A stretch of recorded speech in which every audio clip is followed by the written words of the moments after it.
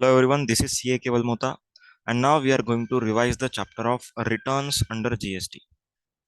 ठीक है, returns under GST. Very important chapter from inter point of view and less important from final point of view. तो practically जो भी आप लोग आर्टिकलशिप में करेंगे वो रिटर्न्स का चैप्टर आपके लिए सबसे ज्यादा इंपॉर्टेंट रहेगा उस टाइम पर. ओके. एंड जो भी असेसमेंट वगैरह होने वाली है आगे चल के हम लोग देखने वाले हैं assessment, demand recovery, inspection, search seizure. तो इन सब चैप्टर का जो बेस रहता है दैट इज रिटर्न्स, क्योंकि गवर्नमेंट को इंफॉर्मेशन रिटर्न से ही मिलेगा. एंड कौन से रजिस्टर्ड पर्सन को कौन सा रिटर्न्स फाइल करना है वो इस चैप्टर में डिटेल में बताया जाएगा. ओके. तो सबसे पहले बात करते हैं रिटर्न्स का मीनिंग क्या होता है. अभी गवर्नमेंट को इंफॉर्मेशन चाहिए कि कौन से सप्लायर ने क्या बेचा, किसको बेचा. ठीक है, गवर्नमेंट को क्या इन्फॉर्मेशन चाहिए.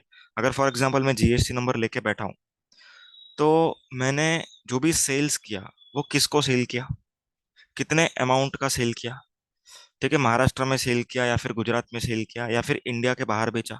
तो ये सब डिटेल्स गवर्नमेंट को चाहिए होता है. ठीक है, ताकि गवर्नमेंट ये पता कर सके कि जो भी आपने लायबिलिटी निकाला है, जो भी कंप्यूटेशन आपने किया है वो सही किया है या नहीं किया. ओके. तो रिटर्न्स का चैप्टर एक सबसे इंपॉर्टेंट चैप्टर है प्रैक्टिकली. तो रिटर्न्स का बेसिक पर्पस रहता है to provide information, to provide information. ठीक है, टू प्रोवाइड इंफॉर्मेशन. अभी ये इंफॉर्मेशन प्रोवाइड करने के लिए गवर्नमेंट ने स्पेसिफिक फॉर्मेट्स दिए हुए हैं. गवर्नमेंट ने अपने पोर्टल का नाम है www.gst.gov.in. ठीक है, ये पोर्टल है. यहाँ पर आपको आपके registered user name and password से लॉगिन करना है. ओके. उसके बाद आप लोग को GSTR 1, 3B, अगर कंपोजिशन तो GSTR 4, NRTP तो GSTR 5 एंड सो ऑन. बहुत सारे रिटर्न्स हम लोग देखेंगे. तो आप लोग को उन स्पेसिफाइड फॉर्म में रिटर्न्स भरने हैं. रिटर्न्स का मतलब सेल्स रिटर्न नहीं है यहाँ पर. रिटर्न्स का मतलब होता है to provide information. Information provide करने के लिए एक टूल होता है, उसको कहा जाता है रिटर्न्स. जैसे इनकम टैक्स रिटर्न होता है. ठीक है. तो उसी तरीके से यहाँ पर इंफॉर्मेशन प्रोवाइड करने के लिए GSTR होता है, GST रिटर्न्स. समझ में आया बेसिक. ठीक है.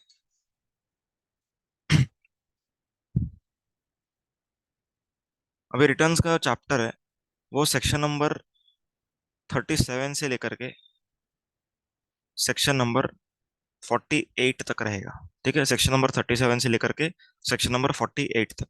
इसमें बीच में के 3 प्रोविजंस आपको सिलेबस में नहीं है, किसी को भी नहीं है. वो मैचिंग कंसेप्ट जो था, ठीक है, सेक्शन नंबर 41, 42, 43, वो सिलेबस में है ही नहीं. क्लियर. एकदम छोटे छोटे सेक्शन से जल्दी हो जाएगा ये चैप्टर. खाली सेक्शन नंबर 37 में जो GSTR 1 है उसमें टाइम लगेगा एंड QRMP स्कीम उसमें टाइम लगेगा. उसके अलावा this chapter goes very smooth. ठीक है. तो सबसे पहला रिटर्न हम लोग यहाँ पर अंडरस्टैंड करेंगे. GSTR 1. GSTR 1 जो रिटर्न है, it is for furnishing details of outward supply. Furnishing details of outward supply. Details of outward supply मतलब जो भी चीजें आप लोगों ने सेल करी है, सेल परचेज नहीं, जो भी चीजें आप लोगों ने सेल्स करी है during a particular tax period. Tax period can be monthly और क्वार्टरली, ये भी हम लोग पढ़ेंगे अभी. Okay. Furnishing the details of outward supplies, जो भी चीजें आपने इस पर्टिकुलर टैक्स पीरियड में सेल्स करी है उन सभी का डिटेल्स किस में जाना चाहिए, GSTR 1 में जाना चाहिए. GSTR 1 किस किस को फाइल करना पड़ेगा. यहाँ पर देखो GSTR 1, details of outward supplies made by registered person. ठीक है, जो भी रजिस्टर्ड पर्सन है जीएसटी में उन लोगों को GSTR 1 फाइल करना है, इंक्लूडिंग कैजुअल टैक्सेबल पर्सन. मतलब कैजुअल टैक्सेबल पर्सन जो एग्जीबिशन वगैरह लगा रहा है उसको भी GSTR 1 ही फाइल करना है. लेकिन GSTR 1 किन किन लोगों को फाइल नहीं करना है ये लिस्ट इंपॉर्टेंट है. ठीक है. सबसे पहला है इनपुट सर्विस डिस्ट्रीब्यूटर, क्योंकि इन लोग के लिए GSTR 6 स्पेसिफाइड है. नॉन रेसिडेंट टैक्सेबल पर्सन, इन लोग को भी नहीं करना है क्योंकि इनके लिए GSTR 5 स्पेसिफाइड है. कंपोजिशन पर्सन, इन लोग के लिए GSTR 4 स्पेसिफाइड है. टैक्स डिडक्टर्स, इन लोग के लिए GSTR 7 स्पेसिफाइड है. टैक्स कलेक्टर, इन लोग के लिए GSTR 8 स्पेसिफाइड है. OIDR service provider located outside India, इन लोग के लिए GSTR 5A स्पेसिफाइड है.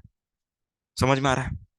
तो जिन लोगों के लिए भी अलग अलग से रिटर्न्स स्पेसिफाइड है, उन लोग को स्पेसिफिक रिटर्न्स फाइल करना पड़ेगा। क्लियर? लेकिन जिन लोगों के लिए अलग स्पेसिफाइड नहीं है, उन लोगों को जीएसटीआर वन करना पड़ेगा, इंक्लूडिंग कैजुअल टैक्सेबल पर्सन। अब जीएसटीआर वन का फ्रीक्वेंसी क्या होता है, उस पर बात करते हैं।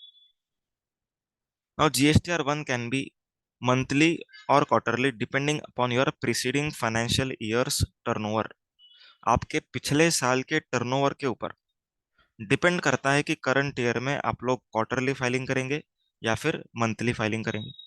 अगर प्रीसीडिंग फाइनेंशियल ईयर का टर्नओवर आपका 1.5 सीआर या उससे कम रहा होगा, ठीक है, पिछले साल का टर्नओवर आपका 1.5 सीआर या उससे कम रहा होगा, तो आपको क्वार्टरली रिटर्न फाइल करना है।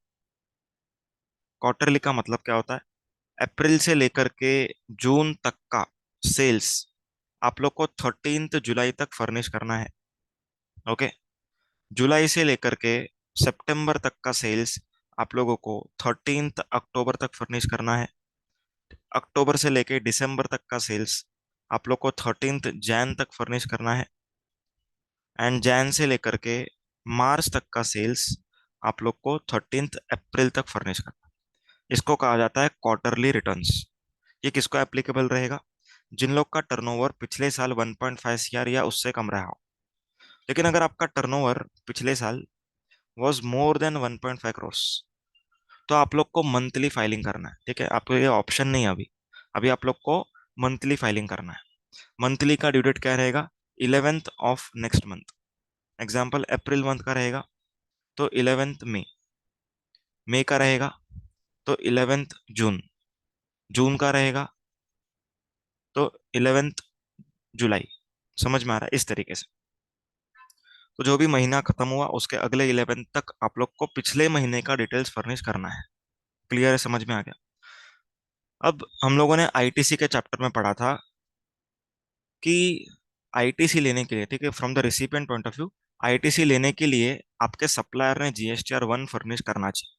ठीक है, एंड आपको कम्युनिकेट होना चाहिए। तो कम्युनिकेट होने के लिए जीएसटीआर टू बी में रिफ्लेक्ट होगा। ठीक है, एक रिटर्न आएगा, इसके बाद पढ़ेंगे।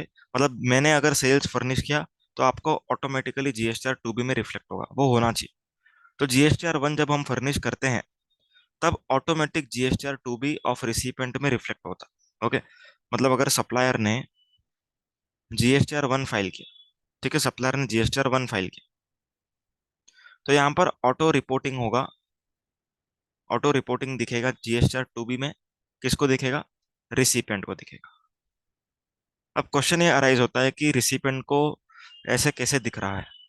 सप्लायर ने ऐसा क्या स्पेशल कंपोनेंट डाला कि रिसिपेंट को दिख रहा है? Answer is GST number. ठीक है, सप्लायर जब भी अपना सेल्स फर्निश करेगा वो जीएसटी नंबर डालता है कि भाई इस रिसिपिएंट को मैंने सेल किया। ठीक है, ऐसे केस में रिसिपिएंट को ये एंट्री दिखता है in his GSTR two B. Clear? लेकिन अगर मेरे पास सामने वाले का जीएसटी नंबर नहीं है तो सामने वाले को नहीं दिखेगा, लेकिन मुझे तो रिपोर्ट करना पड़ेगा। ओके? तो यहाँ पर दो रिपोर्टिंग के फीचर्स यहाँ पर दिखेंगे आप लोग को, B to B reporting and B to C reporting. B to B reporting and B to C reporting. मतलब अगर सामने वाले के पास जीएसटी नंबर है, that is B to B, that is B to B. Okay? तो मैंने उसको जितने भी इनवॉइसेस इशू किए, ठीक है, जितने भी इनवॉइसेस उसके अगेंस्ट मैंने रेस किए, वो सब मेरे को इनवॉइस वाइज दिखाना पड़ेगा। ठीक है, मेरे को इनवॉइस वाइज डिटेल्स डालना पड़ेगा। अगर सामने वाला पर्सन रजिस्टर्ड है तो मुझे इनवॉइस वाइज डिटेल्स डालना पड़ेगा। अभी यहाँ पर मैं आपको मीनिंग बताऊंगा इनवॉइस वाइज का मतलब क्या। What is the meaning of invoice wise? Invoice wise का मतलब होता है आप लोग को invoice number, invoice date, GST number,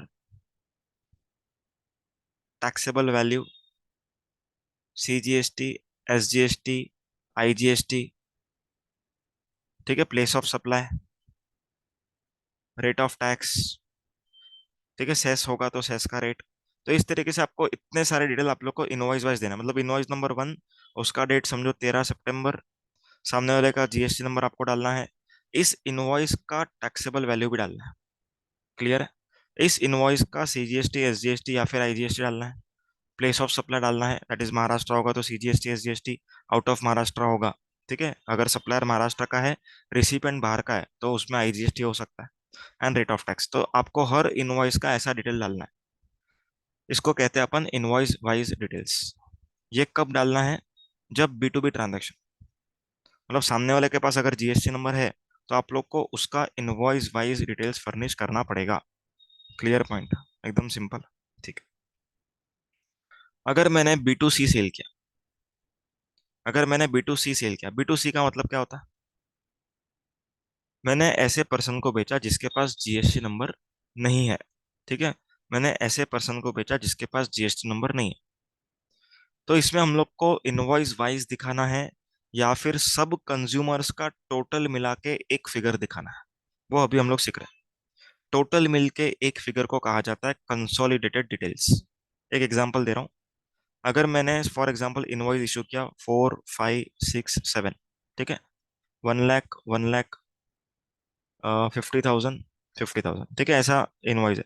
इन सभी के पास जीएसटी नंबर नहीं है। सबका जीएसटी अमाउंट 18,000, 18,000, 9,000, 9,000, ठीक है, बेसिक डिटेल्स आ गया।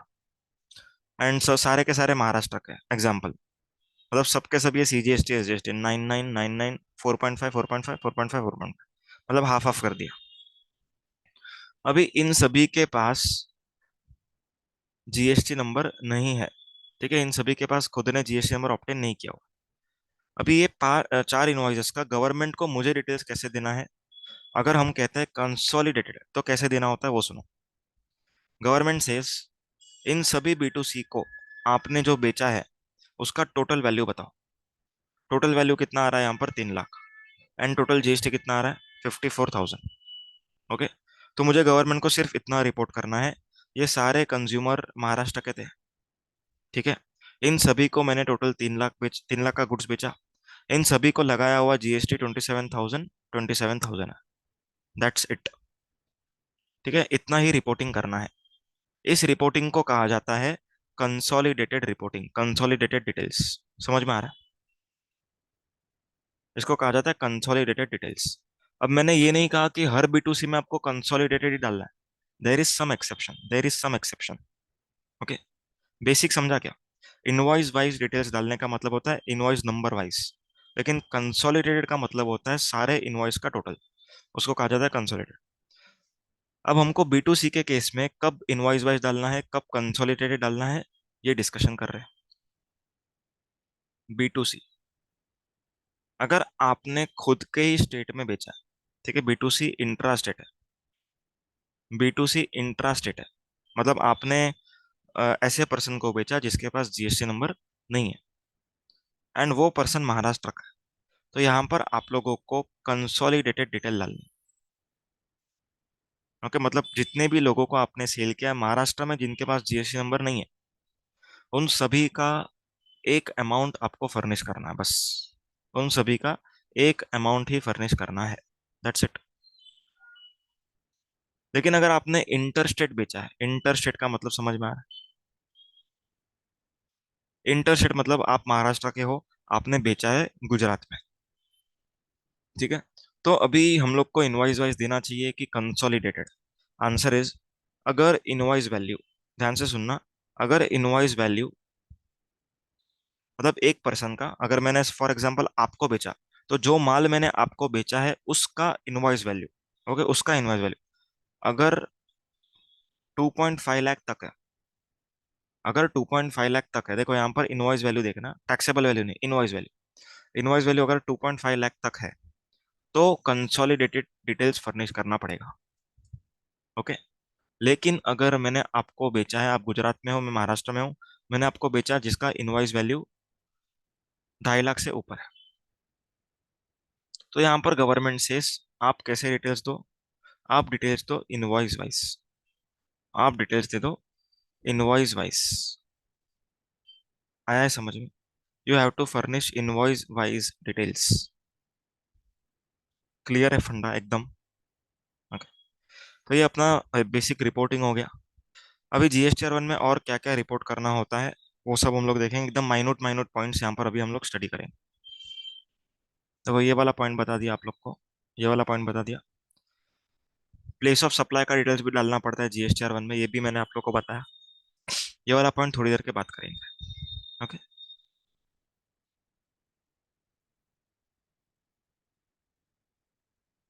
अभी अदर एस्पेक्ट्स थोड़ा सा डिटेल में समझ लेते हैं। डिटेल्स टू बी फर्निश, क्या क्या डिटेल्स फर्निश करना पड़ता है? B2B supplies, debit note, credit note, very important. यहाँ पर मैंने कहा था आप लोग को कि जो भी आपने सेल किया है उसका डिटेल फर्निश करना है, लेकिन अगर आपको कुछ गुड्स रिटर्न भी आया है उसका भी डिटेल्स आपको फर्निश करना पड़ेगा। क्लियर है? क्योंकि ओरिजिनल सेल तो उसमें गया था, तो जब रिटर्न आएगा तब भी दिखाना ही पड़ेगा। Shall be shown invoice wise, ठीक है। मैनर ऑफ फर्निशिंग, ये अपना डिस्कशन ऑलरेडी हो चुका। Third point, supplies to any person other than above shall be reported on consolidated basis, ये भी हमने सीख लिया। Time limit for time for filing GSTR 1, GSTR 1 cannot be filed before end of tax period except in case of CTP or person whose registration is being cancelled, very important point। Example, अगर सितंबर month का हम GSTR 1 कर रहे हैं तो obviously सितंबर खत्म होने के बाद ही फाइल हो सकता होगा, लेकिन सितंबर मंथ का GSTR 1 सितंबर मंथ में ही हो सकता है दो लोगों के लिए। First one is casual taxable person and second is जिनका नंबर कैंसिल हुआ है। ओके, क्यों ऐसा? क्योंकि कैजुअल टैक्सेबल पर्सन का जो रजिस्ट्रेशन रहता है वो 90 डेज या फिर 180 डेज के लिए रहता है। तो अगर उन लोग का 90 डेज फॉर एग्जाम्पल 15 सितंबर को खत्म हो रहा है, ओके, तो उन लोग के लिए रिटर्न फाइलिंग का जो ड्यू डेट रहेगा वो क्या रहेगा? 7 days from the the end of the period for which registration has been obtained, मतलब 22 सितंबर, ठीक है, 22 सितंबर, या फिर अगले महीने का 11, that is 11 October, which ever is earlier. तो 22 सितंबर तक फाइल करना है। क्लियर है? तो वो चीजें हम लोग थोड़ा देर के बाद देखेंगे वापस से। तो CTP क्या कर सकता है? महीना खत्म होने तक वेट नहीं करेगा, तुरंत ही उसका रजिस्ट्रेशन पीरियड खत्म हो चुका है, 7 दिन के अंदर वो GSTR 1 फाइल कर सकता है। GSTR 1 of succeeding month is not allowed if previous GSTR 1 is pending। देखो, इसमें कोई नई बात नहीं होनी चाहिए, लेकिन ये नई बात है। ठीक है, इसमें क्या बोला जा रहा है? अगर आपका सितंबर का GSTR 1 बाकी है तो आप अक्टूबर का फाइल नहीं कर सकते। अगर आपका सितंबर का GSTR 1 बाकी है तो आप अक्टूबर का GSTR 1 फाइल नहीं कर सकते। ये लास्ट अटेम्प्ट में ही अमेंडमेंट आया। इसके पहले तक कैसा था? लॉ में ऐसा था कि अगर आपका सितंबर का GSTR 1 बाकी भी है तो भी आप अक्टूबर का फाइल कर सकते थे, लेकिन अभी ऐसा नहीं है। अभी आपको एकदम सीक्वेंशियली जाना पड़ेगा। पिछले महीनों का पहले फाइल करो, फिर अगले महीनों का आपको हम लोग देंगे। Next, a tax payer who has applied for cancellation will be allowed to file GSTR 1 after confirming the receipt of application। ठीक है, जिसका भी नंबर कैंसिलेशन के लिए गया है वो कैंसिलेशन एक्सेप्ट होने के बाद ही वो GSTR 1 फाइल कर सकता है। Amendments and time limit. देखो, अमेंडमेंट्स का मतलब क्या होता है? फॉर एग्जांपल, मैंने कुछ डिटेल्स GSTR 1 में फर्निश किए थे, लेकिन मुझे लग रहा है कि कुछ मिस्टेक हुआ था। अब उस मिस्टेक को मुझे रेक्टिफाई करना है, तो I can rectify that particular mistake, but I can not revise entire return.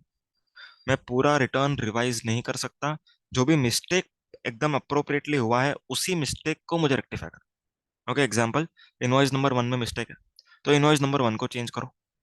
B2C के कंसोलिडेटेड डिटेल्स में मिस्टेक है तो B2C का कंसोलिडेटेड डिटेल्स को चेंज करो। ठीक है, आप पूरा रिटर्न को वापस से फाइल नहीं करोगे, आपको सिर्फ मिस्टेक को रेक्टिफाई करना है। मिस्टेक को रेक्टिफाई कब तक कर सकते हैं? 30 नवंबर तक कर सकते हैं। ठीक है, 30 नवंबर। और एनुअल रिटर्न का date of filing, that is actual date of filing annual return whichever is earlier, मतलब 30 नवंबर और actual annual return whichever is earlier तक आप लोग क्या कर सकते हो? रेक्टिफाई कर सकते हो फॉर प्रीवियस ईयर। एक एग्जाम्पल दे रहा हूँ, अगर फाइनेंशियल ईयर 21-22 है, ठीक है, तो फाइनेंशियल ईयर 21-22 का जो भी मिस्टेक्स है ये कब तक रेक्टिफाई हो सकता है? नवंबर 2022, दैट इज 30 नवंबर 2022। और जब भी आपने एक्चुअल एनुअल रिटर्न फाइल किया, एग्जाम्पल आपने 31 दिसंबर को की, ओके, तो आप लोग नवंबर 30 तक कर सकते हो। लेकिन अगर आप लोगों ने से 30 सितंबर को फाइल किया। ठीक है, एनुअल रिटर्न आपने 30 सितंबर को फाइल किया, तो विच एवर इज अर्लियर में क्या आएगा, 30 सितंबर। तो अभी यहाँ पर आप लोग को नवंबर का डेट नहीं मिलेगा, अभी आप लोग को 30 सितंबर तक चीजों को ठीक करना पड़ेगा। Okay. Miscellaneous point, GSTR 1 except prior months invoice. मतलब अक्टूबर मंथ में आप लोग सितंबर का सेल्स डाल सकते हो, लेकिन सितंबर मंथ में अक्टूबर का सेल्स नहीं डाल सकते। ओके, ऑब्वियसली इंटरेस्ट भरना पड़ेगा आप लोग को, जब भी आप लोग पिछले महीनों का सेल्स अगले महीने में डाल रहे हो तो इंटरेस्ट के साथ भरना पड़ेगा, वो एक डिफरेंट स्टोरी। ओके, पर प्रायर पीरियड का इनवॉइसेस एक्सेप्टेबल है, लेकिन सब्सिक्वेंट पीरियड का इनवॉइसेस एक्सेप्टेबल नहीं है। Okay, in case of debit note and credit note original reference number are not required to be furnished, ये बाद में हुआ है। Okay, debit note credit note में ओरिजिनल इनवॉइस का कोई जरूरत नहीं है। अभी ये वाला पॉइंट हम लोग यहाँ पर देखेंगे, किसको GSTR 1 फाइलिंग अलाउड नहीं है, वो यहाँ पर देखा। किसको GSTR 1 फाइलिंग अलाउड नहीं है, मतलब प्रोहिबिटेड है, restricted. A person who has not filed 3B for 2 months और प्रीसीडिंग क्वार्टर। जिस भी इंसान ने GSTR 3B फाइल नहीं किया, 3B का मतलब क्या होता है, 3B मतलब एक ऐसा रिटर्न है जिसके थ्रू पेमेंट ऑफ टैक्स किया जाता है। ठीक है, आपका सेल्स आएगा, आपका ऑटोमेटिक जनरेटेड परचेज आएगा, फिर नेट पेमेंट करना पड़ता है। ओके, तो 3B अगर आपने पिछले 2 मंथ का फाइल नहीं किया, ओके, तो आप लोग को GSTR 1 अलाउड नहीं है। ठीक है, पिछले 2 महीनों का फाइल नहीं किया, आपको अलाउड नहीं है। पिछले क्वार्टर का फाइल नहीं किया, फिर भी अलाउड नहीं है। और a person who is liable to follow rule 86B, जिन लोगों को भी रूल नंबर 86B फॉलो करना है, जो हम लोग पेमेंट ऑफ टैक्स में पढ़ेंगे, that is 1% to be paid in cash. Okay, अगर वो रूल आपको एप्लीकेबल है पर आपने उस रूल को कंप्लाई नहीं किया, देन इन दैट केस क्या हो जाएगा, आप लोग को GSTR 1 फर्निश करने नहीं दिया जाएगा। ठीक है, and has not filed 3B for presiding tax period. Okay, मतलब कि जिसको रूल 86B एप्लीकेबल है एंड उसने 3B फाइल नहीं किया, तो उसको GSTR 1 फाइल करने नहीं दिया जाएगा। क्लियर है, तो टोटल 3 लोग हैं।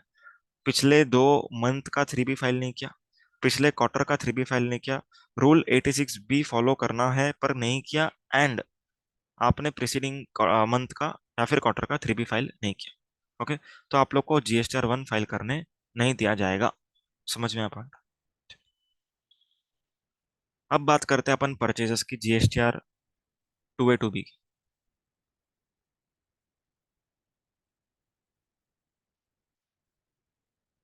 GSTR 2A and 2B। अब 2A एंड 2B होता क्या है, इन दोनों का डिफरेंस क्या है, वो भी यहाँ पर पढ़ेंगे। सबसे पहली बात, ये जो GSTR 2A एंड 2B है, ये कोई रिटर्न्स हमको फाइल नहीं करनी।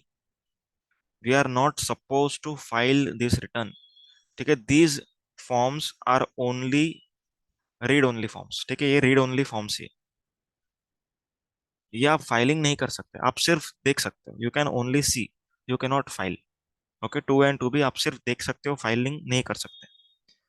अभी 2A एंड 2B इसमें बेसिक चीजें क्या होती है, जो भी आपके सेलर ने, ध्यान से सुनना, जो भी आपके सेलर ने अपने GSTR 1 में दिखाया होगा, वो आपको आपके 2A 2B में दिखेगा। ठीक है, मतलब ऑटो पॉपुलेशन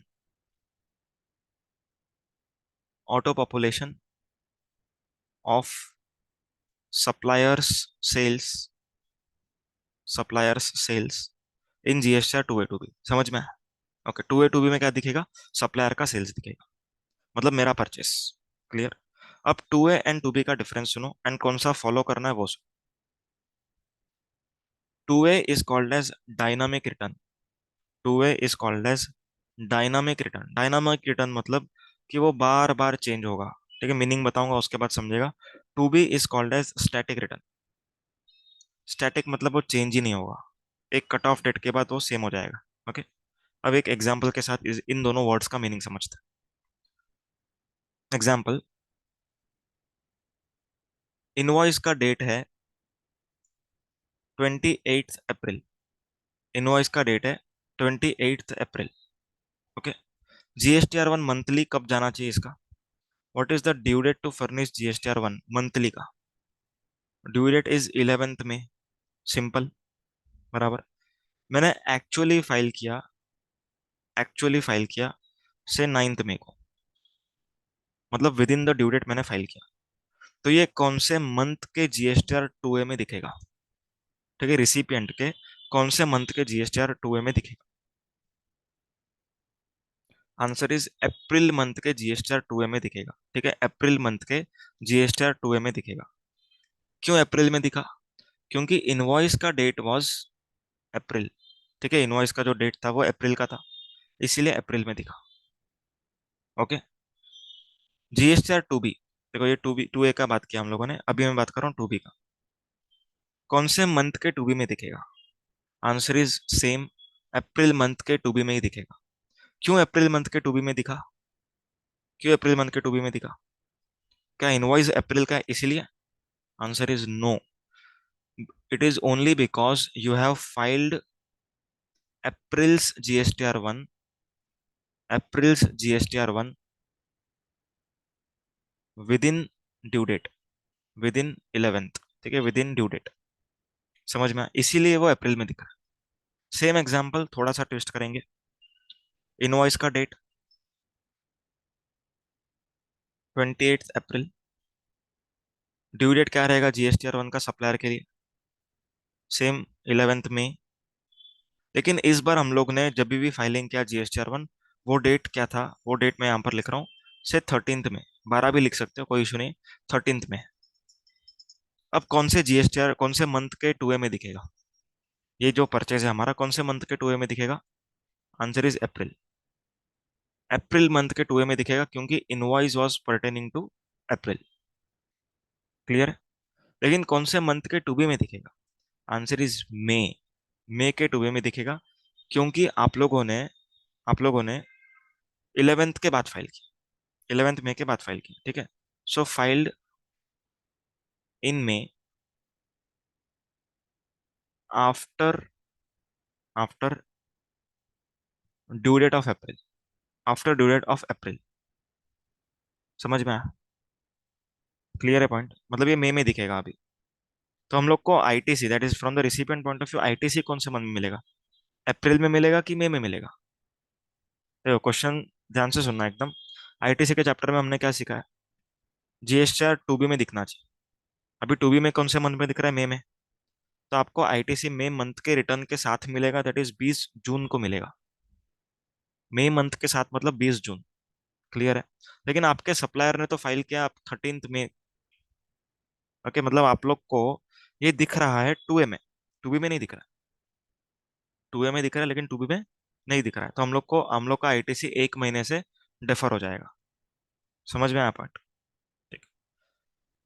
अभी ये जो एक्चुअल डेट है यहाँ पर 13th मई, अगर ये 13th मई के जगह पे 10th जून होता, ध्यान से सुनना, एकदम ध्यान से सुन के आंसर करना, 13th मई के जगह पे 10th जून होता, ओके, तो क्या सिनेरियो बनता?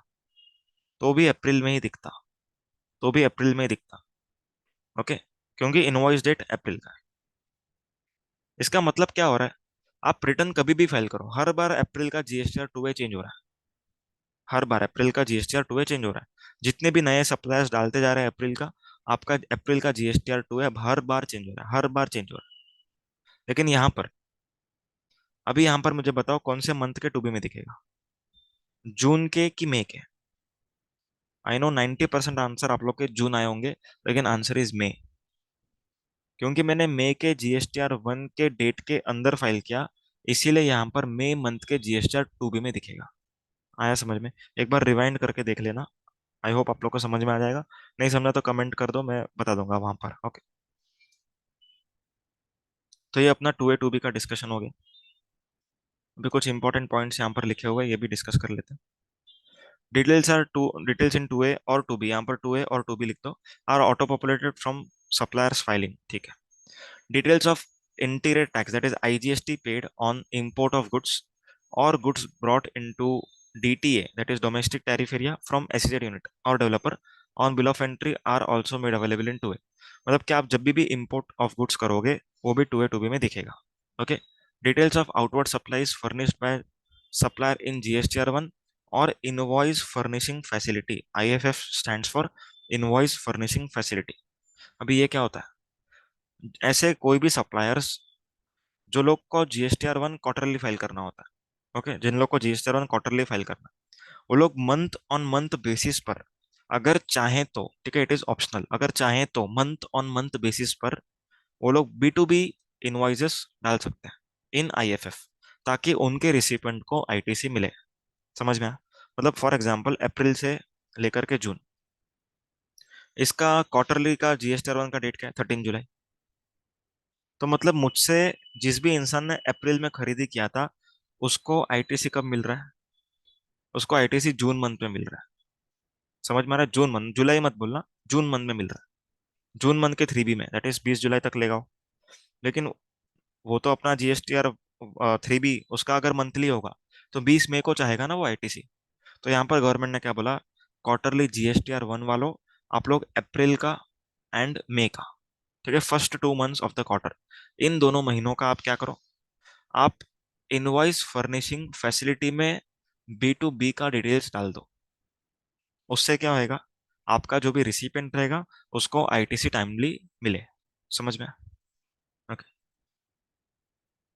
ये पॉइंट को कट कर लो, 36(4) अभी कोई रिलेवेंट नहीं है, तो इस पॉइंट को कट कर लो।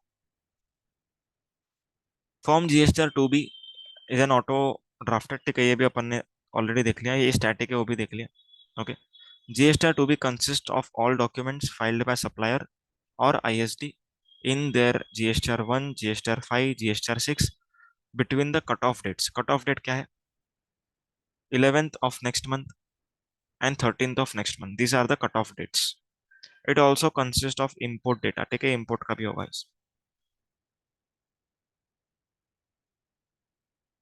A registered person shall not be allowed to furnish return for a tax period if return for previous tax period is for not furnished। Okay, ये अपन ने ऑलरेडी देखा है, अगर पिछला रिटर्न्स बाकी है तो फिर आपको अगला रिटर्न्स फाइल करने नहीं दिया जाएगा। ओके, समझ में?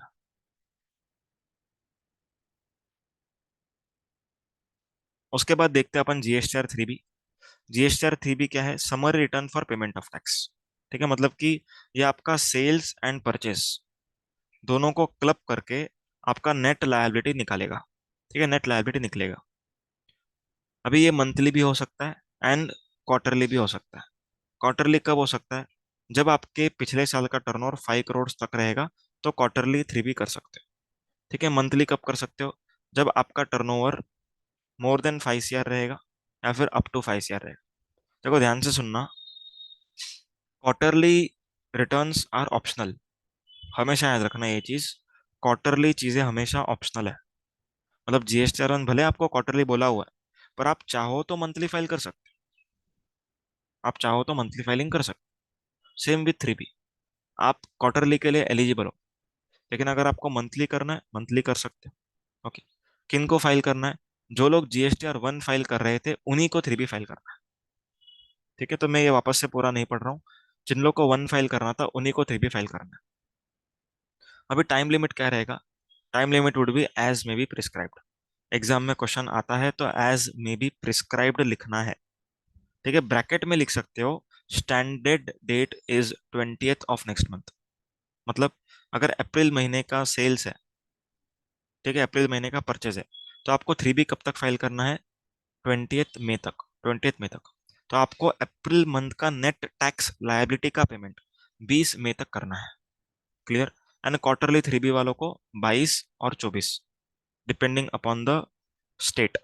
ओके, स्टेट के हिसाब से वो अलग अलग डेट्स है। तो स्टैंडर्ड डेट इज 22 और 24 of the month succeeding quarter. मतलब कि अगर अप्रैल से जून का क्वार्टर है तो आप लोग को 22 जुलाई को फाइल करना है या फिर 24 जुलाई। ठीक है, ड्यू डेट टू पे टैक्स, ठीक है, ये अपन ने ऑलरेडी देख लिया। Other aspects of 3B, 3B के अदर एस्पेक्ट्स हम लोग यहाँ पर देख लेते हैं। Proviso to section number 39 subsection 1 empowers government to notify certain class of person who shall furnish return on quarterly basis, that is QRMP scheme। Okay, अच्छा, अभी यहाँ पर ध्यान से सुनना, QRMP scheme, quarterly return monthly payment, very important. आप 3B quarterly भरो, कोई इशू नहीं, लेकिन पेमेंट कैसे चाहिए? पेमेंट चाहिए monthly, quarterly return monthly payment. समझ में? क्वार्टरली रिटर्न, मंथली पेमेंट, ऐसा चाहिए। ये अपना हो चुका। क्यूआरएम पे स्कीम एक साथ बाद में डिस्कस करेंगे। ठीक है, आगे। इन जीएसटीआर 3B, ठीक है, इन GSTR 3B, a person declares on self assessment basis his sales, output tax liability, and ITC, and the liability is paid through utilization of ITC from electronic credit ledger and balance through e-cash ledger। अभी सुनो ध्यान से।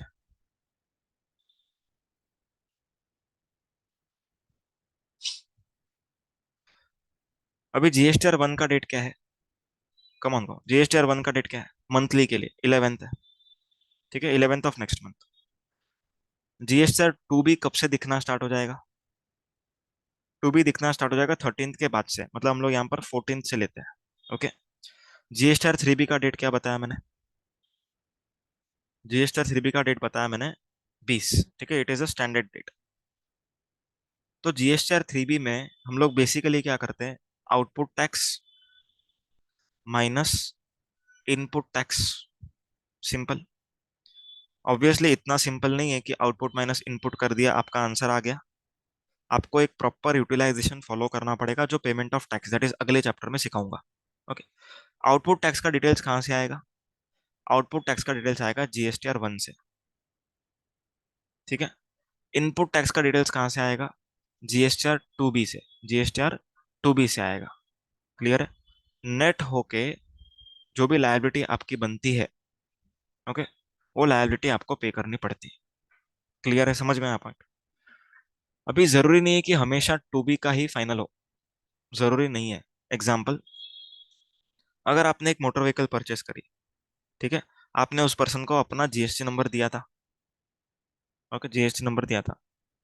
अभी उस person ने GSTR 1 file किया। Okay. तो आपको जीएसटीआर 2B में दिख रहा होगा। आप लोग को जीएसटीआर 2B में दिख रहा होगा।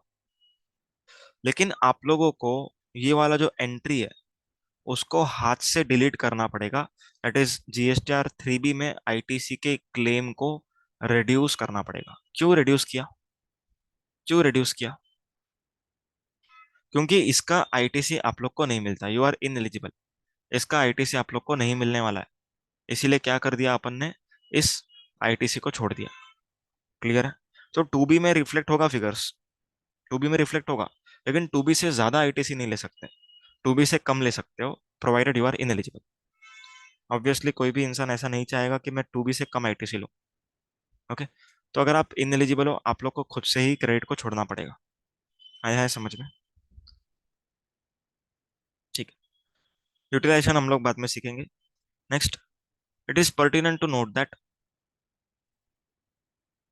interest liability has to be self declared by a registered person, whereas late fees is auto populated।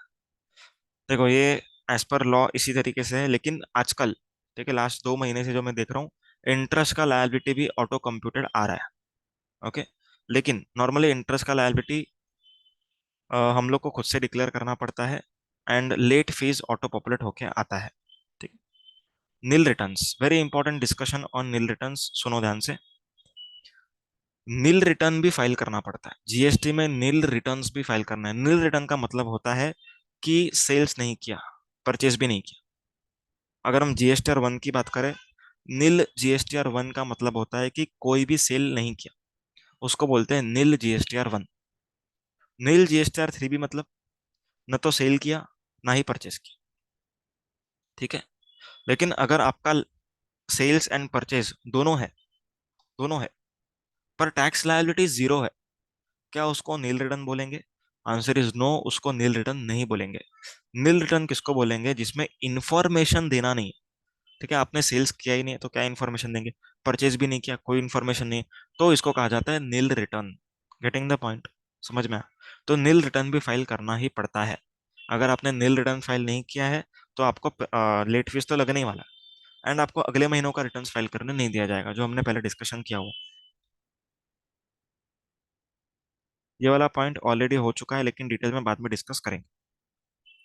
Next is GSTR 4। GSTR 4 is annual return for composition person. देखो यहाँ पर इसका नाम भले एनुअल रिटर्न है, लेकिन ये एनुअल जो आया है वो फ्रीक्वेंसी के हिसाब से है। देखिए एक्चुअल में एनुअल रिटर्न नहीं है।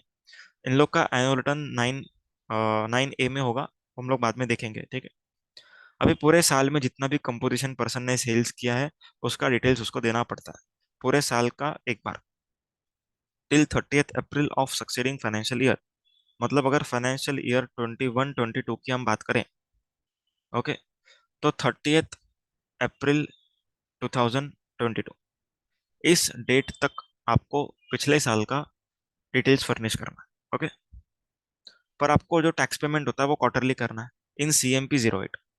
CMP 08 is a statement not return, ठीक है। कंपोजिशन पर्सन को टैक्स का पेमेंट क्वार्टरली करना होता है 18th of month succeeding quarter. मतलब अगर अप्रैल से जून है तो कब तक करना है, 18th जुलाई तक, 18 जुलाई तक।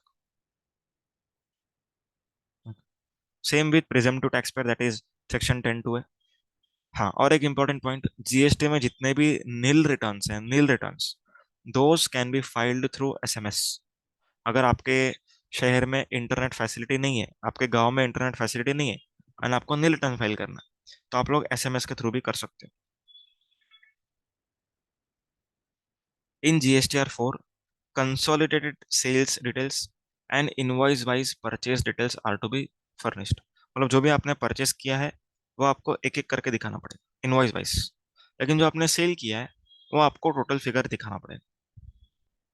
Next, inward supplies of a composition supplier received from registered person filing GSTR 1 will be auto populated in GSTR 4A।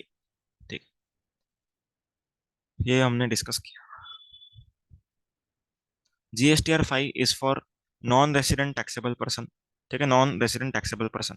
Okay, इन लोग को कब तक फाइल करना पड़ता है, 13th, that is 13 days from the end of calendar month, 13 days from the end of calendar month. That is for example, अगर अगर आप लोग का रजिस्ट्रेशन September 15 को खत्म हो गया, ठीक है, September 15 को खत्म हो गया, तो कब तक आप लोग को रिटर्न फाइल करना है, September 1 से लेकर के September 15 तक के सेल्स का, ठीक है। ये रिटर्न आपको कब तक फाइल करना है, answer is with in 7 days from the end of registration, that is 22 सितंबर, ठीक है। और 13 days, ठीक है, ये अमेंडमेंट है, 13 days from the end of calendar month, that is 13th October, which ever is earlier. Sorry, ये थर्ड, एक second ना, ये 9 है यहाँ पर, 22 सितंबर, 22 सितंबर और 13th October, which ever is earlier. तो 22 नवंबर तक फाइल कर, सॉरी सितंबर तक फाइल कर। मैं एक बार रिपीट करता हूँ डेट्स में, मेरे को सितंबर एंड नवंबर हमेशा कंफ्यूज होता है। ओके सुनो, September 1 से लेकर के September 15, इस पीरियड का आपका सेल्स है, ओके।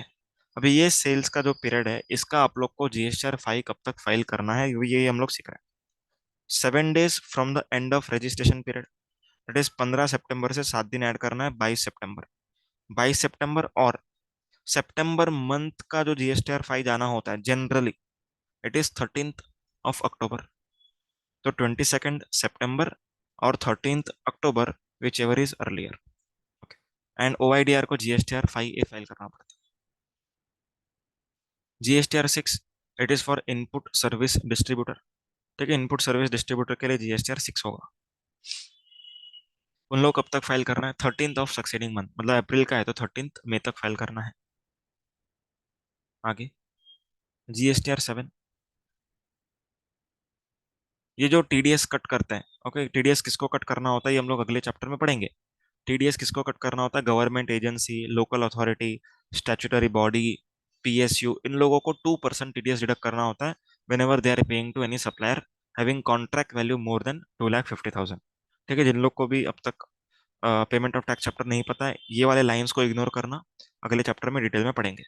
तो इन लोगों को कब तक फाइल करना पड़ता है, 10th ऑफ नेक्स्ट मंथ। ठीक है, GSTR 7 फाइल करना है along with payment of tax, okay. मतलब आपको टैक्स का पेमेंट भी करना है एंड रिटर्न भी फाइल करना है, GSTR 7। ठीक है, एक TDS सर्टिफिकेट जनरेट होता है, आपने किस पर्सन का TDS काटा है, एक TDS सर्टिफिकेट जनरेट होगा, वो आप लोग को देना पड़ेगा अपने रिसिपिएंट को, ठीक है, अपने रिसिपिएंट को देना पड़ेगा।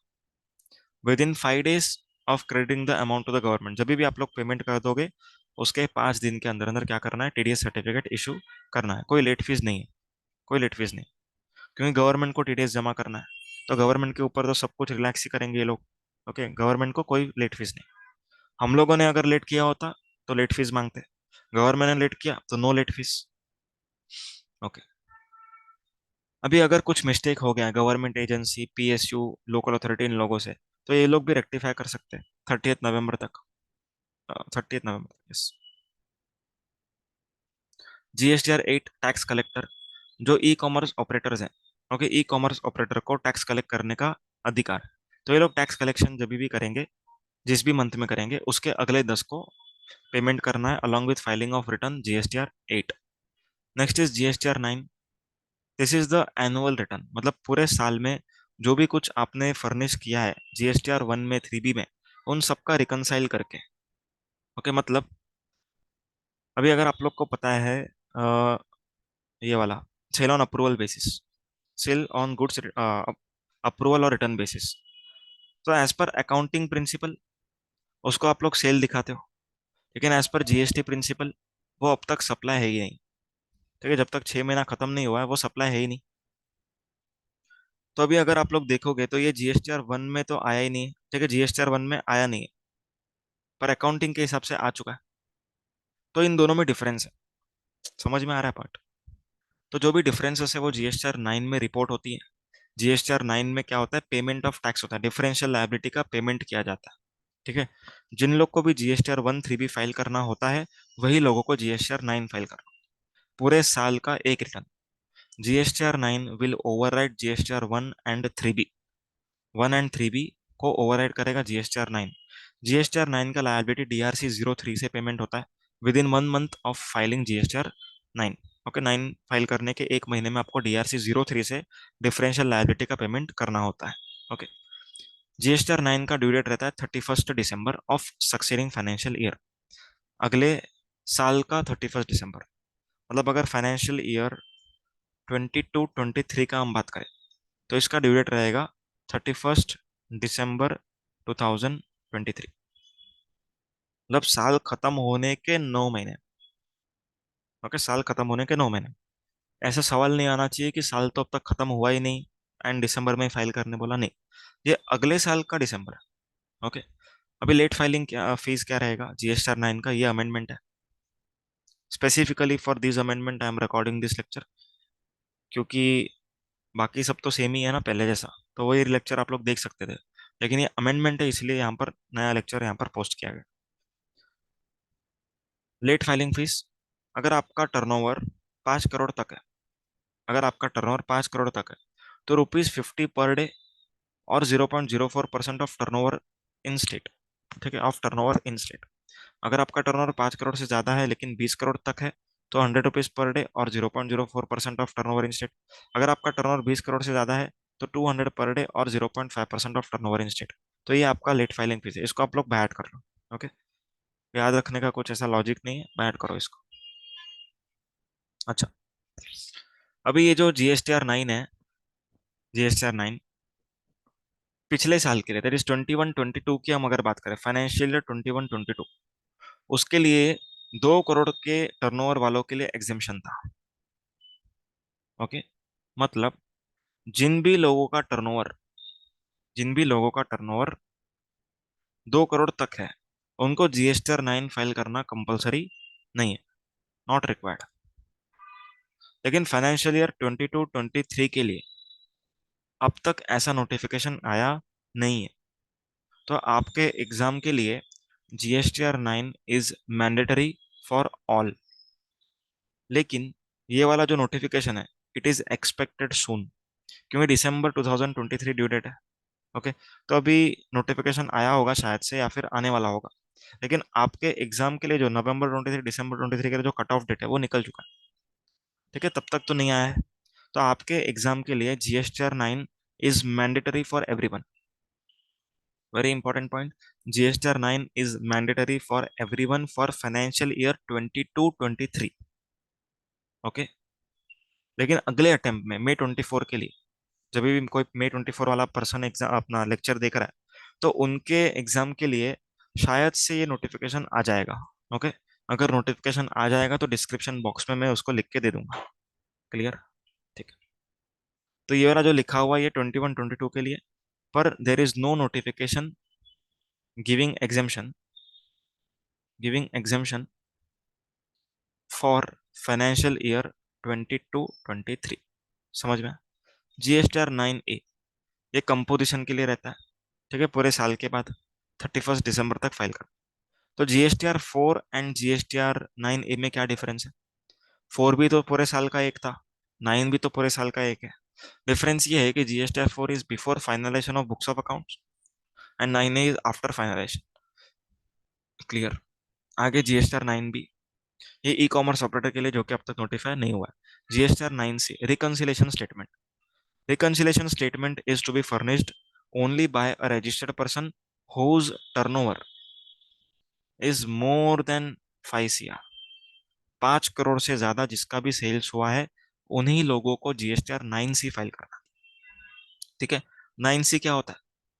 9C is a reconciliation between sales as per financials and sales as per returns, and in differences का रीजनिंग भी देना पड़ता है। ठीक है, रीजनिंग भी देना पड़ता है रीजन के साथ। खाली GSTR 9 में रीजन नहीं, खाली अमाउंट्स है, पर 9C में रीजनिंग भी है। ओके, 9C में रीजनिंग देना पड़ेगा कि आपने क्या क्या मिस्टेक किया जिसकी वजह से आपका लायबिलिटी कम आया। तो ये सब रीजनिंग देना पड़ता है GSTR 9C। 9C किसको फर्निश करना पड़ेगा? ऐसे पर्सन को जिसका टर्नओवर 5 करोड़ से ज्यादा है बाय 31 दिसंबर। सॉरी।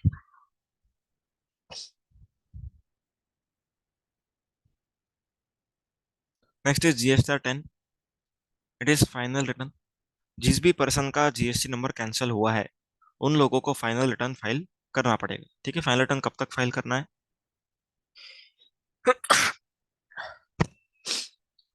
फाइनल रिटर्न कब तक फाइल करना है? Within 3 months, within 3 months from the date of cancellation. जब भी आपका नंबर कैंसिल हुआ है वहां से 3 महीना, या फिर date of order of cancellation उधर से 3 महीना, whichever is later. Okay, 3 months from date of cancellation और date of order of cancellation whichever is later. GSTR 11 not relevant. ठीक है, जिन भी पर्सन के पास UIN है, यूनिक आइडेंटिफिकेशन नंबर, जैसे UN एम्बसीज वगैरह, इन लोगों को फाइल करना पड़ता है 28 of every month succeeding the month. मतलब अप्रैल का रहेगा तो 28 मई तक। उसके बाद कुछ सेक्शंस देखेंगे। लास्ट में QRMP scheme. Section 40 it is first return. First return का मतलब होता है कि जब भी आप लोग के पास GST नंबर नहीं था, ओके, आपने अप्लाई किया, तो जब से आप लायबल बने तब से लेके जब भी आपको GST नंबर मिला, इस पीरियड का जो सेल्स होता है वो रिवाइज टैक्स इनवॉइस के थ्रू आप लोग इनवॉइसिंग करते हो। एंड रिवाइज टैक्स इनवॉइस का जो डिटेल्स रहेगा वो फर्निश किया जाता है किसमें? इन GSTR 1। यहाँ पर लिखा है देखो, for the period between date on which he became liable till the date of grant of registration। 41, 42, 43, 43A नहीं है, 44 and 45 that is annual return final return, ये ऑलरेडी डिस्कस हो चुका है। 46 ये हम लोग बाद में पढ़ेंगे in assessment and audit. 47 it is late fees for delay in filing returns. ठीक है, अगर आप लोग का रिटर्न्स लेट होता है तो आपको लेट फीस के साथ पे करना, लेट फीस के साथ रिटर्न भरना पड़ेगा। अभी लेट फीस यहाँ पर दिया हुआ है, पढ़ते हैं। Class of person, normal late fee, maximum late fee per period. अभी यहाँ पर normal late fees is per day, but maximum is per period. Okay, जिसका भी नील GSTR 1, 3B और 4 है। नील नील मतलब no information. It is not कि आपका टैक्स पेबल नील है, ऐसा नहीं, आपको इन्फॉर्मेशन ही नहीं है देने को। ओके, तो नील वालों के लिए 10 रुपया CGST, 10 रुपया SGST। क्लियर है? एंड अपर कैप जो रहेगा वो 250 rupees CGST, 250 rupees SGST। Upper cap मतलब इसके ऊपर नहीं जा सकता। मतलब अगर आप लोगों ने 25 दिन तक रिटर्न फाइल नहीं किया, ओके, तो 10 × 25, 250 रुपीज आया। ओके, ये आपका अपर कैप हो चुका है। अगर आपने 50 दिन लेट किया तो ऐसा नहीं कि 500 500 भरना है, 250 250 ही भरना है। समझ में आया? अगर आप लोगों ने 50 दिन लेट किया, 50 दिन लेट किया, तो 50 डेज इंटू 10, 500 रुपया, और 250, विच एवर इज लोअर। ठीक है, अपर कैप लग गया मतलब विच एवर इज लोअर देखना उसमें। अभी जिन लोग का नील नहीं है, ठीक है, नील नहीं है, उन लोग के लिए पर डे का जो लिमिट है वो फिक्स है। 25 रुपया CGST, 25 रुपया SGST। तो यहाँ पर सबके लिए अलग अलग से देखने की जरूरत नहीं। अपर कैप अलग है, पर डे का फिक्स हो गया। जिन लोग का नील है उनका पर डे कितना है? 10 रुपीज, 10 रुपीज। जिनका नील नहीं है उनका पर डे कितना है? 25, 25। क्लियर है? ओके। अभी अपर कैप, जिनका भी टर्नओवर अप टू 1.5 CR रहेगा उनके लिए अपर कैप 1000 रुपया। ठीक है। लेकिन जिनका भी टर्नओवर मोर देन 1.5 CR रहेगा उनके लिए अपर कैप 2500, 2500। एंड जो GSTR 7 वाले, दैट इज TDS वाले, उन लोग का अपर कैप 1000, 1000। क्यों 1000, 1000? सर क्यों यहाँ पर 2500, 2500 नहीं रखा? याद करो, टैक्स कौन डिडक्ट करता है? गवर्नमेंट। तो गवर्नमेंट के लिए हमेशा क्या रहेगा? लेट फीस कम रहेगा। तो इसीलिए लेट फीस को कम कर दिया। आया समझ में? ओके, ये अपना हो चुका। अभी GST प्रैक्टिशनर देख लेते हैं, उसके बाद लास्ट यही बचेगा, QRMP। GST practitioners. अभी GST प्रैक्टिशनर क्या होता है? GST प्रैक्टिशनर मतलब कि एक ऐसा डिग्री जिसके थ्रू आप लोग GST रिटर्न्स वगैरह फाइलिंग कर सकते हो।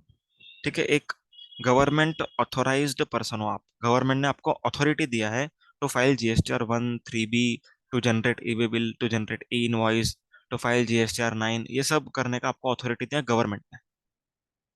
क्या चार्टर्ड अकाउंटेंट को GSTP का डिग्री लेना पड़ेगा? आंसर इज कोई जरूरत नहीं। ओके, चार्टर्ड अकाउंटेंट ऐसे ही एलिजिबल है। तो normally chartered accountants do not take this degree. ये डिग्री कौन लेते हैं? Normally tax consultants, normally tax consultant. Okay, उन्होंने भी ये डिग्री नहीं लिया तो भी रिटर्न्स वगैरह तो फाइल कर ही सकते हैं। लेकिन एक बार GSTP का नंबर आ जाएगा तो एक अथॉरिटी मिलता है। ठीक है, मतलब एक, क्या बोलते हैं, वजन पड़ता है। समझ में? अभी इसका कुछ क्राइटेरिया, एलिजिबिलिटी क्राइटेरिया वो देख लेते हैं यहाँ पर। GSTP को एक सेपरेट यूजर आईडी पासवर्ड दिया जाएगा। उसमें लॉगिन करके उसमें लॉगिन करके GSTP काम कर सकता है क्लाइंट के लिए। ठीक है। एलिजिबिलिटी क्राइटेरिया क्या है? They should be citizen of India. ठीक है, इंडियन सिटीजन होना चाहिए। They should be person of sound mind, मतलब दिमाग ठिकाने पे होना चाहिए। Okay. Third, they should not be adjudged as insolvent, मतलब कि बैंकरप्ट या फिर इंसॉल्वेंट नहीं होना चाहिए। आगे, they should not be convicted for an offence with an imprisonment of 2 years और मोर, मतलब कि 2 साल या उससे ज्यादा की सजा उनको किसी भी लॉ में नहीं होनी चाहिए। GSTP क्या क्या कर सकता है वो यहाँ पर देखते हैं। GSTR 1, 2 फाइल कर सकता है। अभी यहाँ पर 2 तो है ही नहीं, 2 को हटा दो यहाँ से। 3B फाइल कर सकता है, मंथली क्वार्टरली चलेगा। ओके। GSTR 9 फाइल कर सकता है, फाइनल रिटर्न GSTR 10 फाइल कर सकता है। टैक्स का डिपॉजिट कर सकता है, रिफंड फाइलिंग कर सकता है, कैंसलेशन के लिए अप्लाई कर सकता है, अमेंडमेंट कर सकता है, ई वे बिल बना सकता है। ITC 04, that is job worker के लिए एप्लीकेबल है। मतलब प्रिंसिपल ने जॉब वर्कर को अगर भेजा तो जो भी भेजा है उसका डिटेल्स ITC 04 में होगा। ओके, उसके बाद file an application intimating tax authority regarding payment of tax under composition scheme. Composition scheme में का टैक्स पेमेंट हो गया वो, दैट इज नॉर्मल पर्सन को कंपोजिशन में जाना है, कंपोजिशन पर्सन को नॉर्मल में जाना है, इसका इंटीमेशन भी फाइलिंग कर सकता है। ओके। लेकिन यहाँ पर एक पॉइंट लिखा हुआ है कि अगर रिफंड क्लेम करना है या फिर अमेंडमेंट या फिर कैंसिलेशन, ये तीनों काम अगर करना है, ओके, तो रजिस्टर्ड पर्सन का कंफर्मेशन होना जरूरी है। रजिस्टर्ड पर्सन का कंफर्मेशन होना जरूरी है क्या क्या करने के लिए? रिफंड, अमेंडमेंट और कैंसिलेशन। ओके। अपना GSTP खत्म हो गया, सबको समझ में आ रहा है?